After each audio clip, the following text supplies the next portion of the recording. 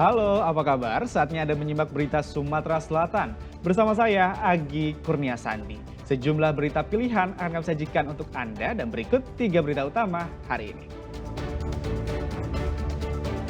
Polisi di Ogan Komering Ulu menangkap pengedar narkoba yang bersembunyi di rumah pohon yang jauh dari pemukiman warga.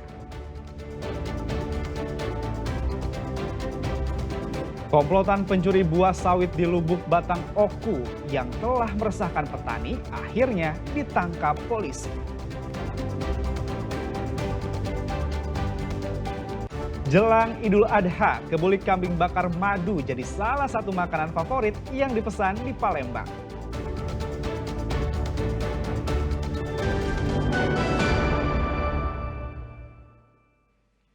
Walau bersembunyi di rumah pohon yang jauh dari permukiman warga, 2 pengedar narkoba tertangkap polisi. Lebih dari 1 kilogram ganja dan sabu-sabu yang siap edar ditemukan bersama para pelaku.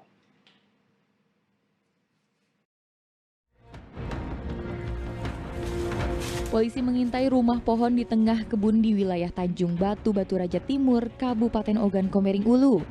Dicurigai dalam rumah pohon yang jauh dari pemukiman warga, bersembunyi seorang pengedar narkoba yang tengah dicari polisi. Benar saja, di dalam rumah pohon polisi menemukan Yusnizar, sang pengedar narkoba dengan barang bukti berupa belasan paket sabu-sabu dengan berat 22,7 gram dan sejumlah bibit ganja. Dari pengembangan kasus, polisi menangkap tersangka lain yaitu Ringo di rumahnya di perumahan Rumah Sakit Sriwijaya, Batu Raja Timur. Puluhan paket ganja yang telah dikemas seberat 1,3 kg dan sebuah timbangan disita polisi. Melakukan penangkapan di sebuah kebun. Kami temukan barang bukti ini diindikasi yang bersangkutan akan menanam atau membuat ladang ganja di Kabupaten Oku. Kami mengamankan 2 orang tersangka atas nama RM. Kami amankan di rumahnya berdasarkan hasil pengembangan penangkapan sebelumnya dan kami amankan barang bukti sebagaimana disampaikan oleh Pak Kapolres tadi beserta alat-alatnya. Ancaman penjara 20 tahun menanti pelaku yang diduga terlibat dalam bisnis jaringan narkoba antar lintas kabupaten. Dedi Irwansyah melaporkan dari Kabupaten Ogan Komering Ulu.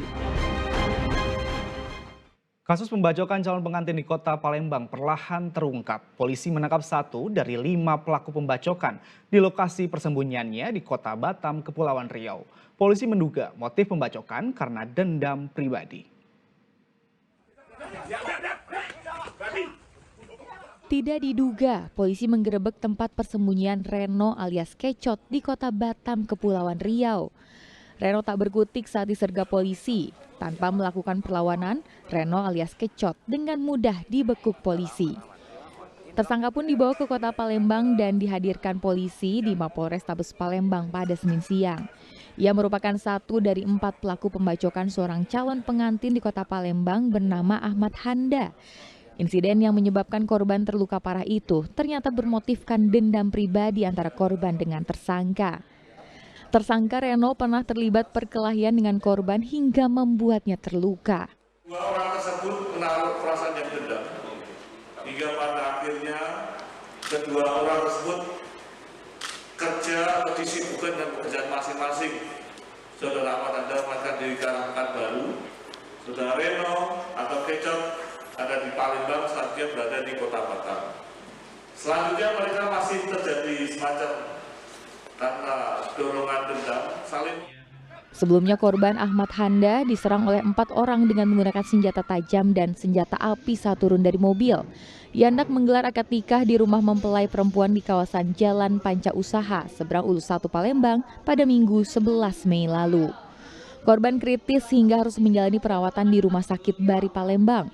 Polisi menyita sebilah golok yang dipergunakan untuk membacok korban.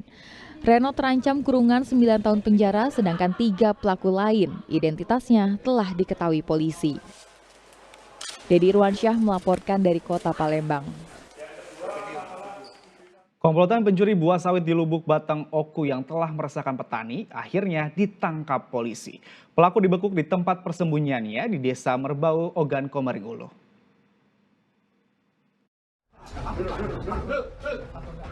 Polisi merangsek masuk ke sebuah rumah di Desa Merbau, Kecamatan Lubuk Batang, Kabupaten Ogan Komering Ulu. Satu persatu orang di dalam rumah ditangkap polisi dari Satreskrim Polres Ogan Komering Ulu. 4 orang diduga polisi sebagai pelaku pencurian buah sawit milik para petani. Walau melakukan protes, tetapi para pelaku tidak melakukan perlawanan berarti. Andi alias Aan, Astomi, Sardini, dan Syahromi selama ini dikenal sebagai preman kampung yang sangat meresahkan para petani. Mereka kerap mencuri buah sawit yang sudah dipanen dan siap dijual petani. Terakhir, komplotan ini menggasak 150 tandan segar sawit senilai 45 juta rupiah milik seorang petani di Desa Merbau pada 21 Mei 2025 lalu.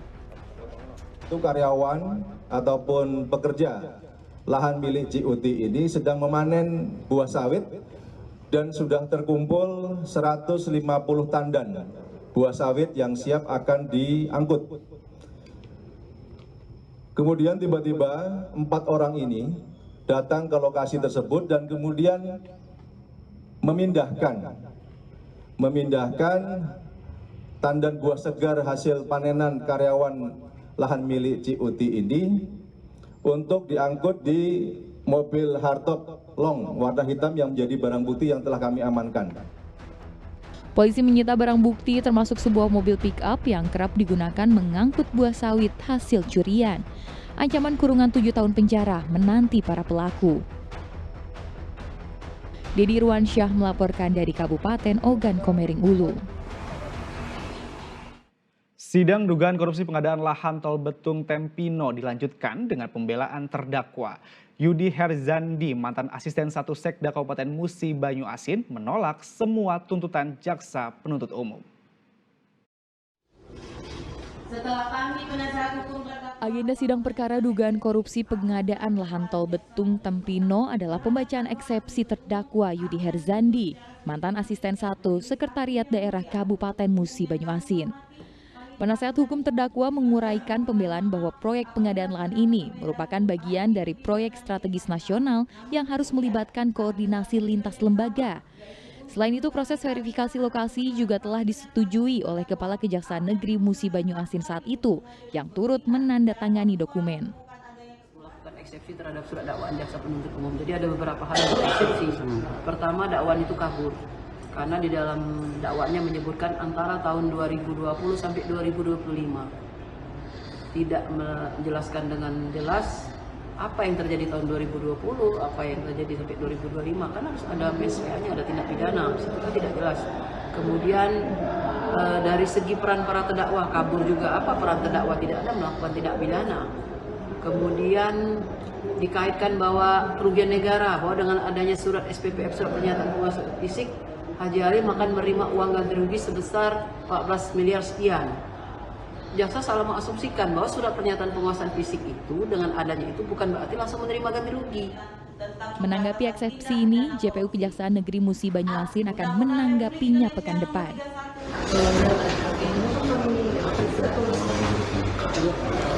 Berarti ditanggapi secara terus bagaimana? Dalam kasus ini, jaksa mendakwa telah ada pemufakatan jahat dalam pengadaan lahan tol Betung Tempino tahun 2024 lalu. Muhammad Ardi melaporkan dari Palembang. Dalam lanjutan kasus dugaan korupsi pengadaan jaringan komunikasi dan informasi lokal desa pada Dinas PMD Kabupaten Musi Banyuasin, jaksa menetapkan 2 tersangka baru. Keduanya ditetapkan sebagai tersangka atas dugaan merintangi penyidikan.